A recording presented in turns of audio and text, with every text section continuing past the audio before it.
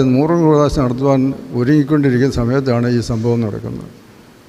തിരുമേനിയെ അറിയിച്ചു, ഞങ്ങളിവിടെ പിതാവിൻ്റെ അടക്കാനുള്ള ക്രമീകരണങ്ങളെല്ലാം ചെയ്തു പോയി എന്ന്. ചെയ്തൊക്കെ അവിടെ ഇരുന്നോട്ടെ, എത്രയും വേഗം പിതാവിൻ്റെ മൃതശരീരം എൻ്റെ അടുത്ത് കൊണ്ടുവരണം, എനിക്ക് പ്രാർത്ഥിക്കണം. ഇവിടെ വെച്ച് പ്രാർത്ഥിച്ചിട്ട് ഞാൻ പുത്തൻകാവിലേക്ക് അയക്കും, അവിടെയാണ് അദ്ദേഹത്തെ അടക്കുന്നത്, നിങ്ങളെല്ലാം അത് തീരുമാനിക്കേണ്ടതെന്ന് പറഞ്ഞു. കൽപ്പനയനുസരിച്ചു ദേവലോകത്ത് കൊണ്ടുവന്നു. പേഴ്സണലാണെന്ന് എനിക്ക് ഏതായാലും അവിടെ കൊണ്ടുവന്ന് തിരുമേനി ഒരു ക്രമം നടത്തി ചുംബിച്ച് പുത്തൻകാവിലേക്ക് അയക്കുകയാണ് ചെയ്തത്.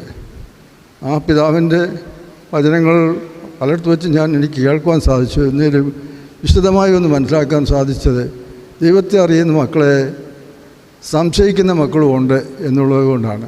അതായത് ബദനി ആശ്രമത്തിൽ ഈ പിതാവ് കൂടെ